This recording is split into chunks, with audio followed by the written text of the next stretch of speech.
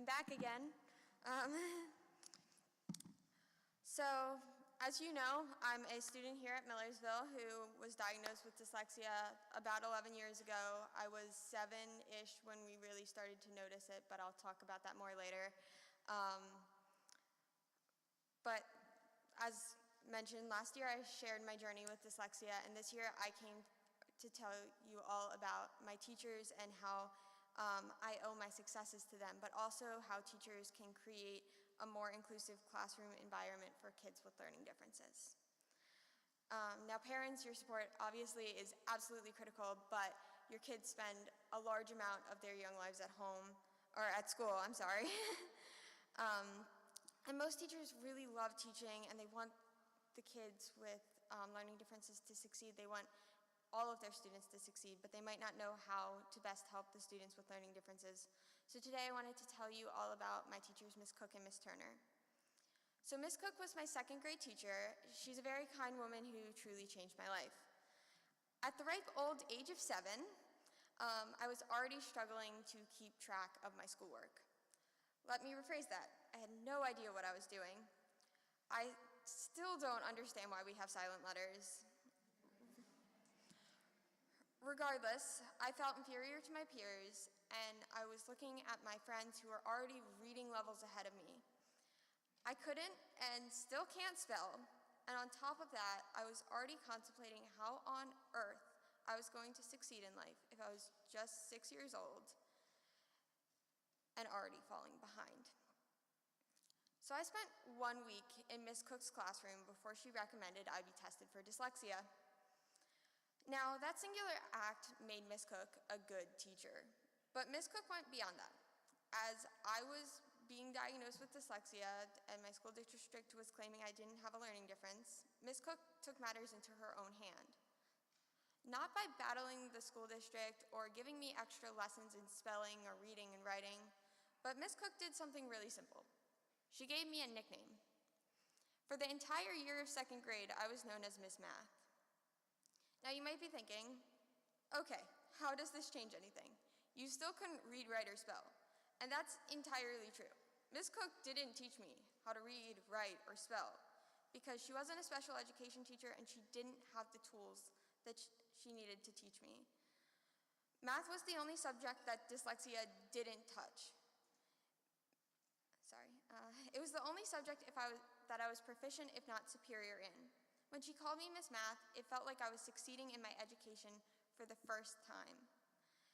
It gave me a sense that I had a future and that I could be an equal with my peers. And I grew up loving math. That nickname gave me the confidence as I continued to pursue mathematics. And that's what made Miss Cook an excellent teacher. But I need to stress that Miss Cook didn't just say, hey, you're good at math. She confirmed that every single day. She showed me that she believed in me, and those are the qualities that made her a great teacher. Now, I didn't get accommodations until I was in the 4th grade, and by that time, you can imagine how much further I had fallen behind in my education. But let me tell you, I felt more confident in the 4th grade than I did in the 1st grade because I knew that there was an area of my education that I could make a future out of. Fast forward to high school, and there was 3 years where my math teachers taught in a lecture learning style. As you can imagine, this didn't resonate with me, my own learning preferences, not their fault. But at the end of sophomore year, I decided I was no longer cut out for honors math courses. I decided to take elements of pre-calculus, and I did ask about the name. It's just a fancy way of saying pre-calculus. Anyways, it was one of the hardest decisions of my high school career because I was afraid that this meant that I was no longer succeeding in mathematics, the one subject I was good at. And stepping down to regular mathematics meant I would need special permission if I wanted to continue in more advanced math courses. Well, it was probably one of the best decisions of my high school career because I had another teacher, Miss Turner, who inspired me just like Miss Cook. Miss Turner used graphs while explaining things verbally, and my understanding of mathematics improved drastically. Miss Turner made math fun again through fun math games and silly word problems. She explained things so that everyone understood, regardless of their learning style. She truly wanted all of her students to succeed. I loved math class and began to fall back into my element, knowing I was cheered on by my teachers and even my peers. For the first 2 years of high school, I felt lost as I struggled through my subjects, but suddenly in Miss Turner's classroom, I began to find my way again. All it took was one subject that I was good at to change my whole perception of school. Come time to sign up for senior classes, I not only decided to take AP Calculus, but AP Statistics and AP Physics on top of that, all very math-based. I was taught in a way where I could finally understand the material and was able to have the confidence to continue to pursue mathematics. I wanted to share this experience all with you, as it shows how the actions of our teachers really can change lives. When a teacher shows confidence in a student that does not have confidence in themselves, it truly means so much. I don't know what my life would have been like if it weren't for Miss Cook. I imagine I wouldn't have gone on to pursue an education past high school, and I probably would have carried around the same mentality I did in the first grade, thinking I was stupid and that I wouldn't have a future in any education or educated job. And if I hadn't decided to take elements of pre-calculus, I wouldn't have a direction of where I wanted to go in life. But here I am. And I'm so happy I'm here because I get to continue living up to the name Miss Math as a math major here. But I should mention, I didn't start as a math major, but found out quickly that math is kind of embedded in my personality now. And I think that this was definitely for the best. As when I told Miss Turner, she got really happy and said, "It's where I belong." I'm also really happy to be in college, as I've seen how little people really know about dyslexia. I've had multiple people comment on my spelling, and when I tell my friends that I might not be able to make it to a club meeting or an event because I still have a chapter or two left to read in a book, they seem really confused, as they mention I still have an hour to do that. Not enough time, never. It's brought to my attention how we don't discuss dyslexia enough in school, how children with dyslexia are growing up not understanding how people with dyslexia have different brain processes in their information, or processing information. They grow up trying to explain how they just don't understand how to put together the sounds or memorize the mix of letters that makes up words. They can't verbalize their struggles. Their peers don't understand dyslexia, which leads to the false perception that kids with dyslexia are stupid. Even teachers and parents don't sometimes recognize the struggles to read and write as dyslexia because unless you're someone like me, you don't bring it up in every single conversation you have throughout the day. Teachers have the chance to raise awareness. Teachers can not only support their students through going that extra mile to boost self-confidence, but also open up a conversation. And I'm not just talking about dyslexia. Dysgraphia, dyscalculia, ADHD, and autism all need to be better understood in the classroom. People like Greta Thunberg are changing the world in a positive way. There are so many role models with learning differences or other ways of their brain processing things. It's never been a better time to start a conversation, and schools are the best place to start. Personally, I have put so much effort into rising above my dyslexia, trying to prove that I'm not stupid, and trying to prove that the connotation that most people have of dyslexia is wrong. But recently, I've realized that I have nothing to prove, and I wish I could tell you all what that means and what led up to that. But I fear that no one would understand or believe me when I explain to which the level of dyslexia has affected my life. That's why I believe it's important to start a conversation, because no child should fear being judged for asking for help or modifying things so that they can succeed.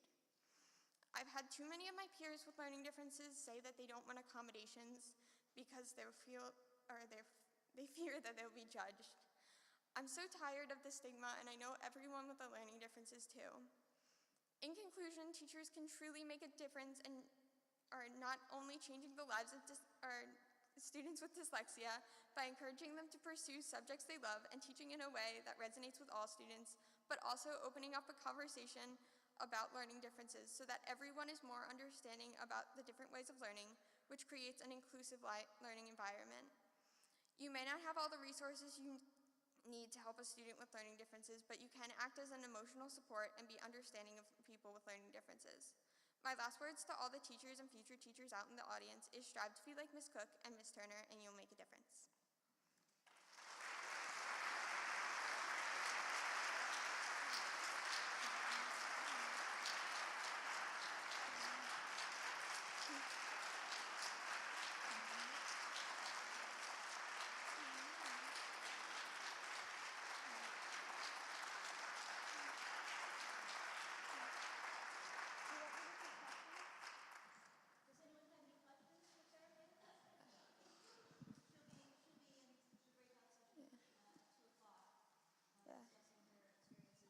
Oh, we have one over there. Hi. Okay. Hi, I have a daughter who's in fourth grade.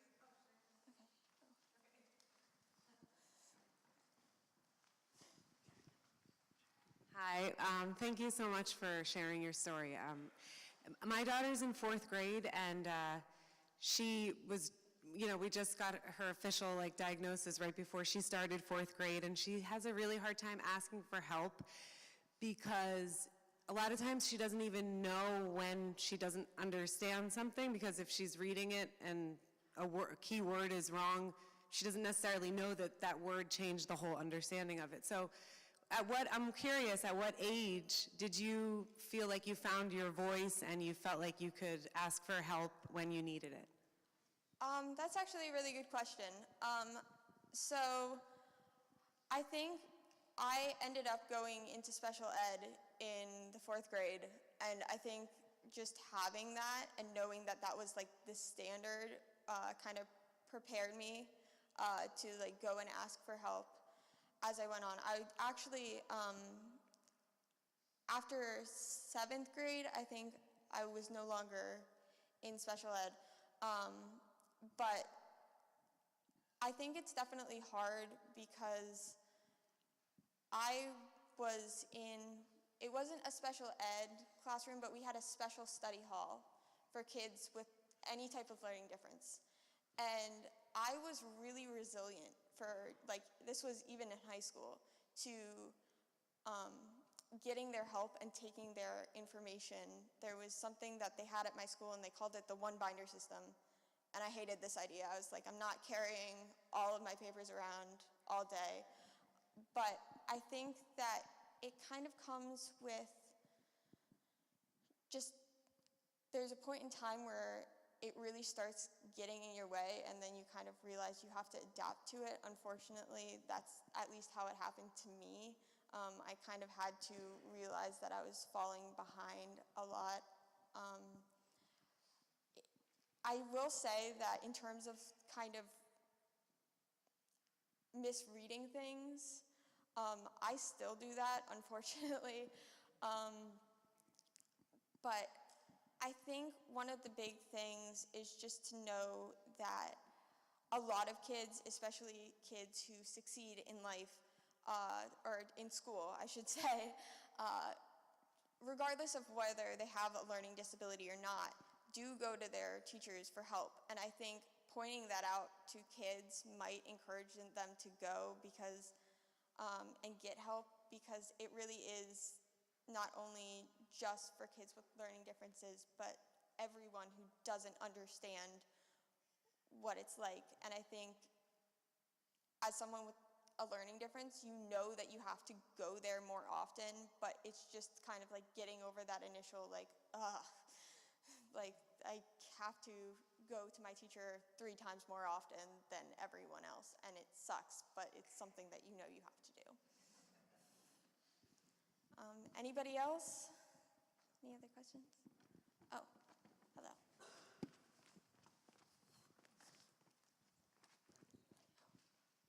If you're okay, I would like to add on to that a little bit.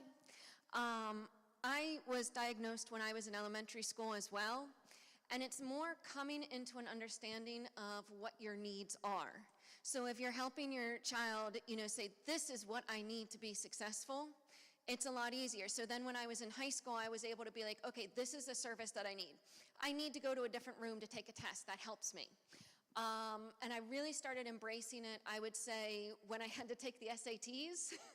And I took them in the whole group with the timed test and everything. Yes, did not do so well. And then I took it by myself with a reader, and I was able to do much better. And then I went to college, and I was like, well, I need this service, but I don't need that service. I tried the books on tape, and I didn't need that. That made things harder for me. But I still needed to go out for certain tests. And then going into the education department here at Millersville, the teachers were great because they understood disabilities, so I didn't need to go out. I had the time I needed. They didn't grade me on my spelling. So being able to embrace that, and then as an adult, when I was teaching, I was really worried about my spelling and everything, and if I was going to make mistakes in front of the students or a supervisor. And so just kind of being prepared, and then partnering with Rachel here. I just send my ideas to her now, and she fixes them, and then we send them out. So just embracing what it is that you actually need help with. Any further questions? Well, thank you guys for letting me speak, and I will be, oh, One more question. there is one more, sorry. Hi, I admire your strength immensely. Good for you, and God bless you. I have two daughters with dyslexia, and my oldest is in 11th grade, and she's twice exceptional. And she has all the traditional, accommodations, and we work really hard. Are there any out-of-the-box strategies, like something different that you found that worked for you? So one thing that, I don't know if it's really out of the box, but I have the accommodation to record lectures, and I don't know if your daughters have that, but I really recommend it because I fall behind in notes, and it's really helpful. My school made everyone, like regardless of whether you had a learning difference or not, download an app called Notability. It helps you organize your notes. It helps you you can put them in folders for like every single class, and that will actually record your lectures for you. So I will hit record, and I will be taking notes on that. And when I go back and play it, it will actually show me what I was writing at the point in time, which I think is really cool. I really love that. But one, it keeps me organized. I'm never missing notes, which is something I have a lot of trouble with if I do anything by hand. And two, that feature of it's really helpful. Unfortunately, there's like, in terms of studying, it's more just like repetition, but like in terms of like actual class accommodations and taking notes, that's what I use, and it's been really helpful.